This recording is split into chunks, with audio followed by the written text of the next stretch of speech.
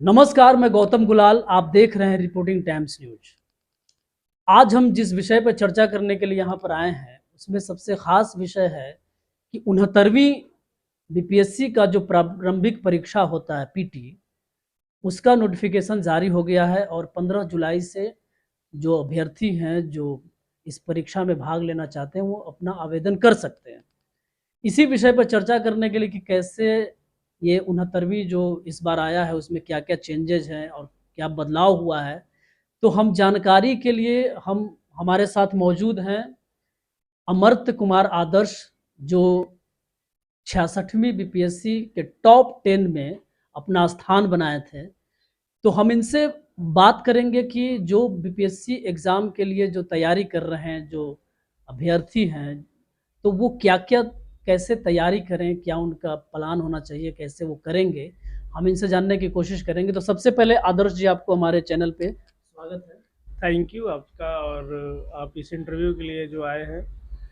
और जहाँ तक बात है बीपीएससी 69 बीपीएससी एग्जामिनेशन का नोटिफिकेशन आ चुका है और अभ्यर्थी आवेदन कर सकते हैं। शायद 13 जुलाई या 15 जुलाई से जो भी है, एक बार देख लें। तो सारे अभ्यर्थियों के लिए बहुत ही महत्वपूर्ण पल है कि वो अपने जो है सपनों के लिए जो इस एग्ज़ाम की तैयारी करें। तो जहाँ तक बात है कि एग्ज़ाम का नेचर क्या है, पैटर्न क्या है, उसके बारे में मैं बताऊँगा। सबसे पहले सभी अभ्यर्थी को चाहिए कि जो बीपीएससी का नोटिफिकेशन आया है 69th बीपीएससी प्रीलिम्स का, उसको आप अच्छे से पढ़ें, रीड आउट करें और उसके बाद ही फॉर्म को अप्लाई करें। जो जो उसमें जो है कंडीशंस हैं, जो है शर्तें हैं आवेदन करने के लिए, उसको आप अच्छे से फॉलो करें। खुद से अच्छे से नोटिफिकेशन को पढ़ें और उसके हिसाब से आवेदन करें। रही बात बीपीएससी प्रीलिम्स की पैटर्न की बात, जो पीटी होने वाली है सितंबर माह में संभावित है। तो इस बार कॉमन पीटी है जिसमें सीडीपीओ और बिहार वित्तीय प्रशासन सेवा और साथ ही साथ जो है पुलिस उपाधीक्षक तकनीकी का भी बहाली साथ में 69 बीपीएससी प्रीलिम्स के साथ। तो ऐसे में है कि बेसिकली क्या होता है कि बीपीएससी प्रीलिम्स जो है वो 150 मार्क्स का है, यानी कि 150 सवाल आते हैं। और अभी निगेटिव मार्किंग का भी प्रोविज़न है। तो 150 सवाल आपके प्रीलिम्स में आएंगे। नंबर वन चीज़ ये। नंबर टू चीज़ की बीपीएससी पीटी जो है वो काफ़ी ज़्यादा जो है बदलते स्वरूप में जो है 69 जो बीपीएससी प्रीलिम्स है 68 के बाद, तो उसके हिसाब से जो आपको तैयारी करने की ज़रूरत है। तो ये सारी बातें हैं कुल मिला के बीपीएससी प्रीलिम्स के लिए। बीपीएससी प्रीलिम्स जो है एक कॉमन पीटी है, पहली बात। दूसरी बात कि इसमें 150 सवाल आपके जो है आएंगे, तो उस हिसाब से जो है आप जो है तैयारी करनी शुरू करें। और एमसीक्यू नेचर के होते हैं जिसमें कि भारतीय इतिहास हो गया, बिहार के इतिहास हो गया, साथ ही साथ जो है भारतीय राज्य व्यवस्था हो गया, एवं भारत का भूगोल एवं बिहार का भूगोल, साथ ही बिहार एवं भारत की जो है आर्थिक परिदृश्य। साइंस जो है विज्ञान, विज्ञान में जिसमें कि भौतिकी, रसायन और जीव विज्ञान से आपसे सवाल पूछे जाएंगे। और साथ ही साथ समसामयिकी और मैथमेटिक्स के 10 सवाल। तो कुल मिला के अभी तक यही रहा है नेचर। और आयोग एग्जामिनेशन होती है उसमें कुछ भी पैटर्न में चेंजेस हो सकता है, क्वेश्चन के जो कॉम्बिनेशन उसमें चेंजिंग हो सकती है, लेकिन ये मान के चलिए 150 सवाल जो फिक्स है और निगेटिव मार्किंग है। तो आप जो है सारे विषयों के ऊपर जो है समान तैयारी करें और किसी भी एक विषय के ऊपर, जैसे इतिहास हो या फिर विज्ञान हो, उसी के ऊपर अपना सारा समय व्यतीत न करें। इस बार का जो सिलेबस जो रहेगा और जो एग्ज़ाम देने के लिए जो तैयारी करेंगे, क्योंकि समय भी कम है, और तो कौन-कौन से सिलेबस को उनको टच करना? देखिए, सिलेबस के लिए जो तैयारी होती है, जैसे अगर मेरे से बात की जाए कि आप प्रीलिम्स को किस तरह से प्रिपेयर किए थे, तो नंबर वन मैंने जैसे बताया, पहली थिंग ये होती है कि आप अधिसूचना को डाउनलोड करें और अच्छे से पढ़ें। नंबर टू चीज़ होता है कि बीपीएससी प्रीलिम्स के लिए आप क्या क्या चीज़ बुक लिस्ट या कोई भी सोर्स का सहारा लेंगे। तो मैं यहाँ विस्तार से जो है आपके इस जो है सेशन के माध्यम से मैं बताना चाहता हूँ सभी अभ्यर्थियों को कि आप अच्छे से उसको नोट डाउन कर लेंगे।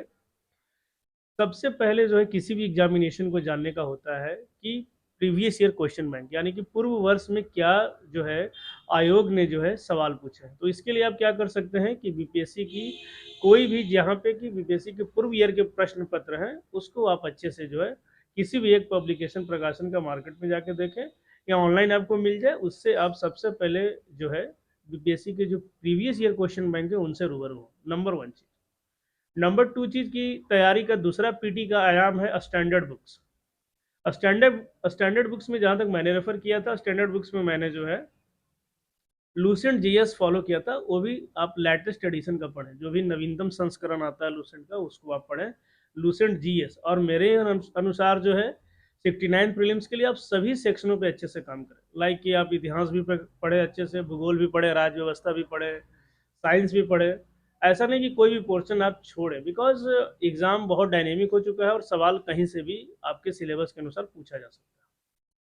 तो दूसरा नंबर में आप लूसेंट जीएस पढ़े, वो बहुत ही अच्छी किताब है और लगभग जो है सभी लोग उसको पढ़ते हैं, और आप अच्छे से पढ़े, 2 से 3 बार उसको कम से कम रिवाइज करें, विदाउट रिवीजन के बिना वो नहीं होगा।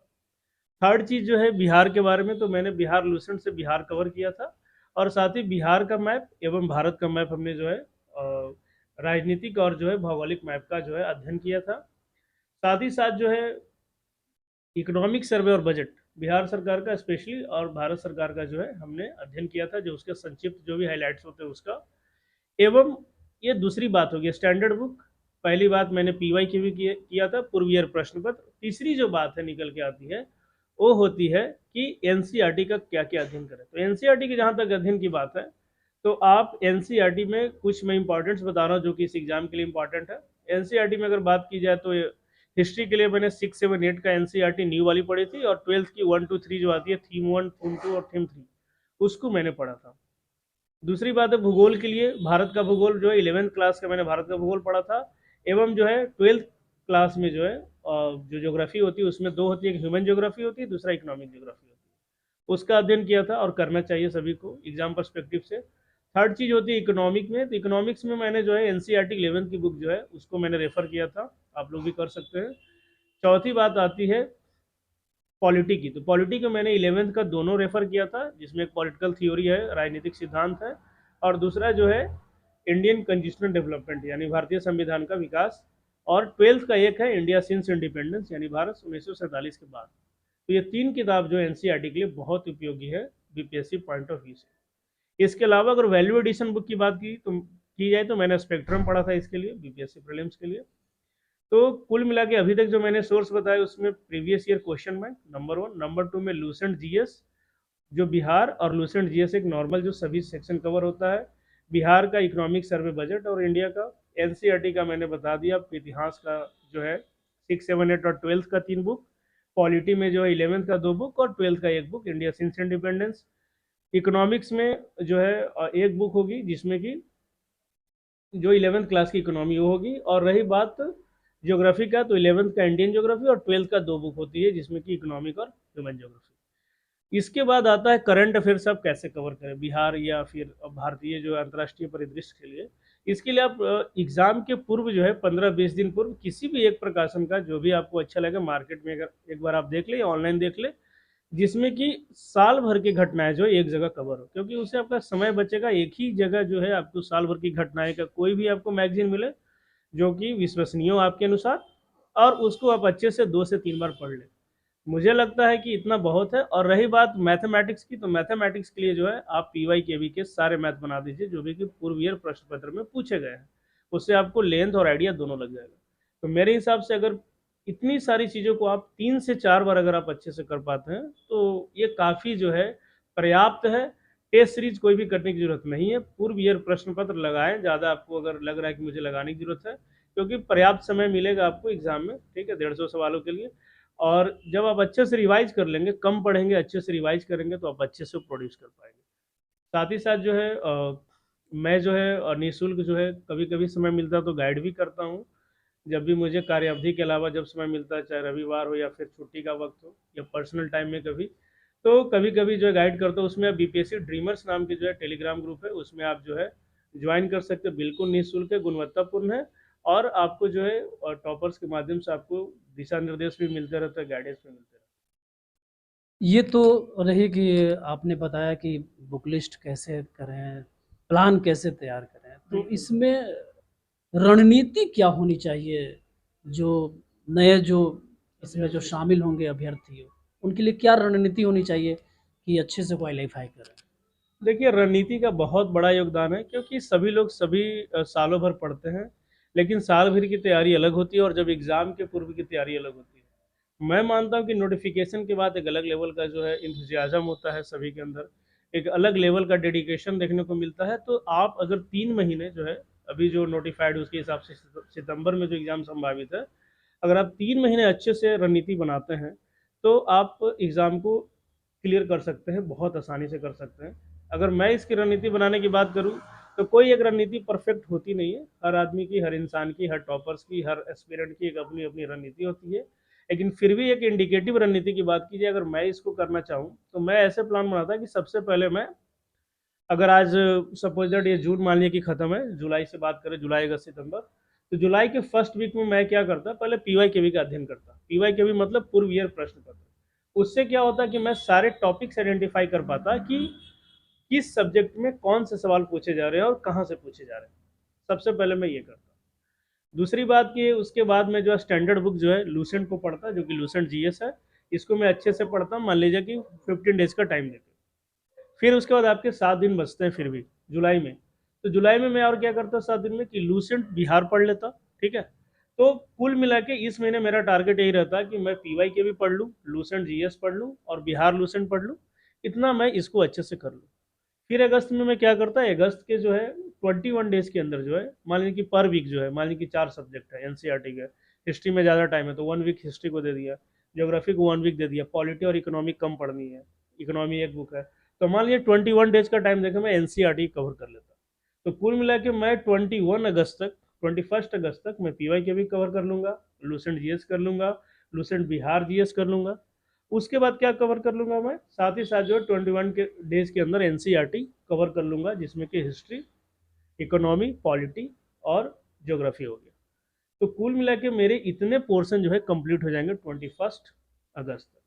बाकी जो अगस्त के 7 दिन जो बचेंगे उसमें मैं क्या करूँगा कि जो भी करंट अफेयर मैगजीन साल भर के आया हुआ है उसमें जो भी आ जाएगा उसको मैं जो है एक बार देख लूँगा, और साथ ही साथ बिहार के इकोनॉमिक सर्वे और बजट को देख लूँगा।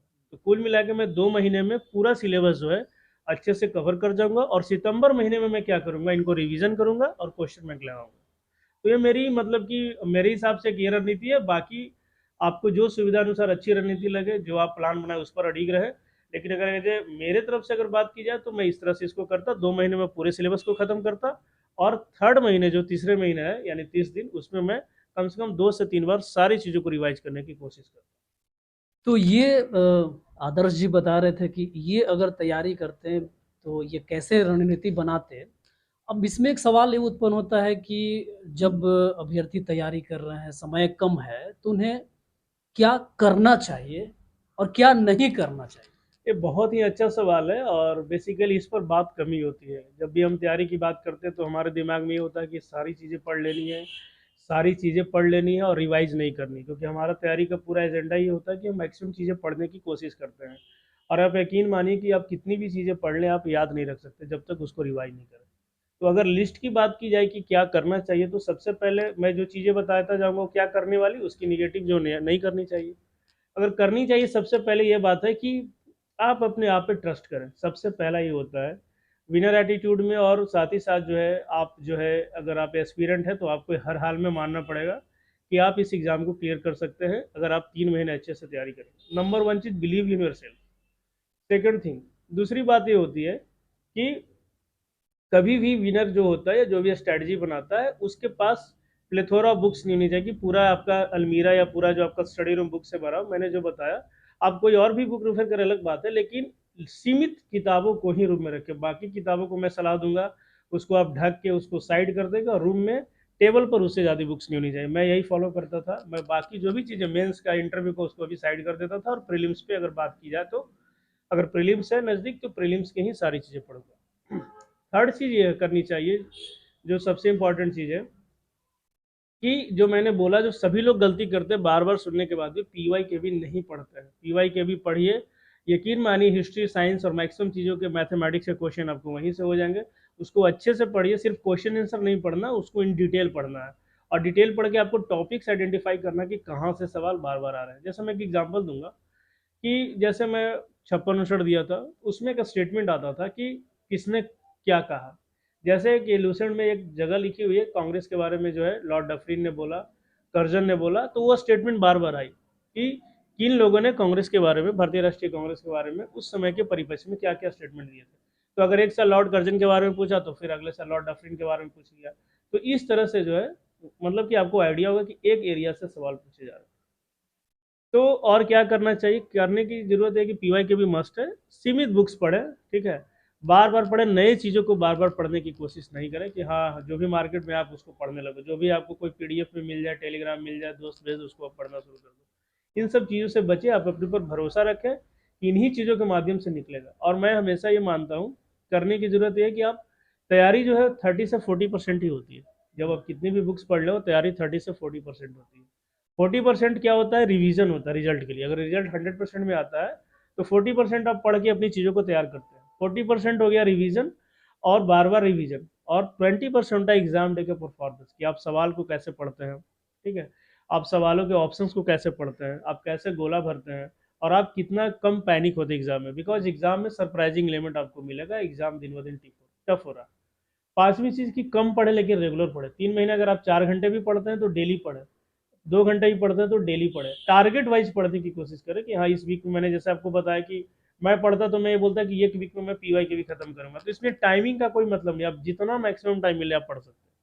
उसमें फिर आप टाइम बना देंगे तो फिर उससे क्या होता है कि आप 1-2 दिन के बाद आप टारगेट वाइज में काम करें तो आपको टाइम से कोई मतलब नहीं रहेगा, आप जितना ज़्यादा पढ़ सकते हैं पढ़ें। साथ ही साथ क्या करना है, आप अन्य लोगों की बातों पे कम विश्वास करें। हमें क्या होता है कि जब हम तैयारी करते हैं, जानकारी कम होती है, मोटिवेशन की भी कमी होती है, कभी कभी कॉन्फिडेंस भी कम हो जाता है फेलियर मिलने से, हमारे साथ भी हुआ था। तो आप बहुत सारी चीज़ों को कंसिडर करना शुरू करते हैं। तो ये बिल्कुल नहीं करना। एक्सरसाइज जरूर करें आधा घंटा, अभी एग्जाम 3 महीने बचे, लोग बहुत लाइटली इस चीज़ को लेते हैं। एक्सरसाइज पे समय दें, अपने फैमिली मेम्बर से बात करें, मेडिटेट करें, प्रेयर करें। अगर आप बिलीव करते हैं, आप इस चीज़ को पसंद करते हैं, जरूर करें इस चीज़ को, बहुत ही ज़्यादा आपसे बेनिफिट होगा इसको आपको। और साथ ही साथ जो है, मैंने एक ही चीज़ बोला, टारगेट वाइज करो, कम पढ़ो, बार बार पढ़ो, और फालतू चीज़ें मत पढ़ो। तो ये सारी चीज़ें अगर आप करते हैं तो मुझे लगता है कि आराम से 3 महीने में आप चीज़ों को कवर कर लेंगे। सिंपल बात है, एक बार 2 बार अच्छे से पढ़ना है, 2 बार रिवाइज करना है, और साथ ही साथ जो है उसको जो है एग्ज़ाम में जो है फिर परफॉर्म करना है। Preparation, revision and deliverance in the examination, 3 keys for the prelims examination.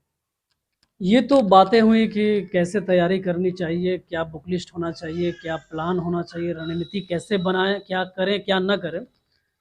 अंत में हम ये जानने की कोशिश करेंगे आपसे कि आपने बीपीएससी का एग्ज़ाम दिया, कई बार एग्ज़ाम दिया, और जहाँ तक मुझे पता है कि आप 5 बार जो प्रारंभिक परीक्षा में आप उत्तीर्ण हुए, तो इसके पीछे आपका क्या सीक्रेट रहा? आप इतने बार कामयाबी कैसे हासिल किए? आपका परिवेश कैसा था? और आपने कैसे तैयारी की? कुछ अपने बारे में, और कैसे आपने अचीव किया? और अंत में आप 66वीं में आप टॉप 10 में फाइनली आप सेलेक्ट हुए। तो इसके बारे में कुछ बताएँ। देखिए, बहुत ही ज़्यादा ये सवाल पूछा जाता है मेरे से, जो भी लोग जानते हैं कि मैंने बार बार प्रीलिम्स क्लियर किया है। तो मैं ये बताना चाहूँगा व्यूवर्स को कि मैंने 5 बार प्रीलिम्स क्लियर किया है, 5 बार मेंस भी क्लियर किया, और 5 बार इंटरव्यू भी दिया। 3 बार फाइनली सेलेक्ट हुआ और 2 बार नहीं।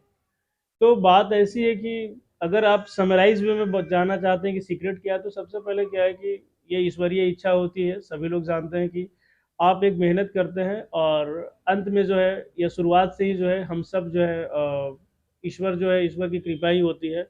दूसरा जो है, घर से बहुत सपोर्ट मिलता है, मदर फादर का, भाई बहन का, और बाकी जितने भी दोस्त हैं, शादी के बाद पत्नी का। तो दोस्त हो गए, घर परिवार हो गए, माता पिता हो गए, भाई बहन हो गया, और ये पूरा इकोसिस्टम काम करता है। कोई एक बंदा अगर घर से तैयार करता है एग्जामिनेशन का, तो वो तैयारी नहीं करता, बल्कि उसका पूरा परिवार करता है। तो उसका मैं सौभाग्यशाली रहा, बहुत सपोर्ट मिला, बहुत गाइडेंस मिला मुझे घर से। थर्ड चीज़ होता है कि मैं कभी भी जो है मेहनत करने से पीछे नहीं हटा। मेहनत आपको करनी पड़ेगी। कभी कभी चीज़ें क्या होती है कि आपके हिसाब से नहीं होती, आप बहुत तैयारी करते हो फिर भी रिजल्ट आपको नहीं मिलता है, लेकिन आपको टिके रहना पड़ता है। अगर आपकी इच्छा है और आप उस चीज़ को दिल से चाहते हैं, तो आपको टिके रहना पड़ेगा। और फोर्थ चीज़ यही है कि जैसे मैंने बताया, मैं हमेशा जो है एक स्ट्रैटेजी में मैं कोशिश की कि पढ़ाई करूँ, और लकीली रहा भी, क्योंकि प्रीलिम्स बहुत ऐसा एग्जाम होता है, कभी कभी आप 1 नंबर 2 नंबर से फेल कर जाते हैं। तो प्रीलिम्स मेरे लिए मतलब कि लकी मानूंगा इस मामले में, कि कभी भी नहीं रुका। बट ये कि तैयारी मैंने बहुत अच्छी की थी। प्रीलिम्स के लिए अगर बात की जाए तो पीवाई के भी अच्छे से पढ़े, मतलब कि एक शॉर्ट जो है अपना जो है प्रिपरेशन स्ट्रेटजी बनाए जिसमें कि लिमिटेड बुक्स, मल्टीपल रिवीजन, और उसके बाद जो है एग्ज़ाम डे के दिन जो है कोशिश करता था कि जो मैं गलतियां कम करूं, है ना, गलतियां जितना आप कम करेंगे उतना जल्दी एग्ज़ाम क्लियर होगा। बेसिकली कोई एक दूसरे से ज़्यादा कम ज़्यादा नहीं होता, अपने आप में विश्वास रखें। अगर किसी का सिलेक्शन हो रहा है इसका मतलब उसने उस एग्ज़ाम में गलतियां कम की। जानकारी लगभग सबकी समान होती है, प्रीलिम्स हो, मेंस हो, इंटरव्यू, जो भी बंदा सीरियस कैंडिडेट है उनकी जानकारी लगभग समान होती है। बस ये होता है कि वो परफॉर्मेंस कैसा कर पा रहे हैं उस डे में। तो बहुत सारी चीज़ें जो है आप ज़्यादा जो है टेंशन लेके एग्जामिनेशन की प्रिपरेशन ना करें, ना एग्ज़ाम दें।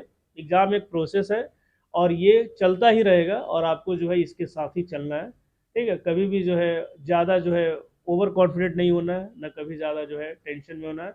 एग्ज़ाम प्रीलिम्स जहाँ तक बात है, एग्ज़ाम डे के दिन परफॉर्मेंस मैटर करता है, आप कितना कूल होकर एग्ज़ाम दे रहे हैं और आप कितना जो है कोशिश करें। कूल तो कोई होता नहीं, इवन मैं भी नहीं, कोई भी नहीं कूल होता है, बट आप कोशिश कीजिए कि ज़्यादा से ज़्यादा चीज़ें सिंपल रखें, ज़्यादा से ज़्यादा जो है गलतियाँ कम करें। और तीसरी चीज़, अपनी क्षमता का भरपूर प्रदर्शन करें उस दिन। आप जितनी भी चीज़ें आप सालों से पढ़ रहे हैं उसको आप अच्छे से प्रोड्यूस करें। और last but not the list, believe in God और believe in the blessing of parents, और जो भी आपके फैमिली मेम्बर्स हैं सब अच्छा सोचते हैं आपके लिए और सब कोशिश करते हैं कि आपका चयन हो, सब आपके साथ आशीर्वाद बना रहता है।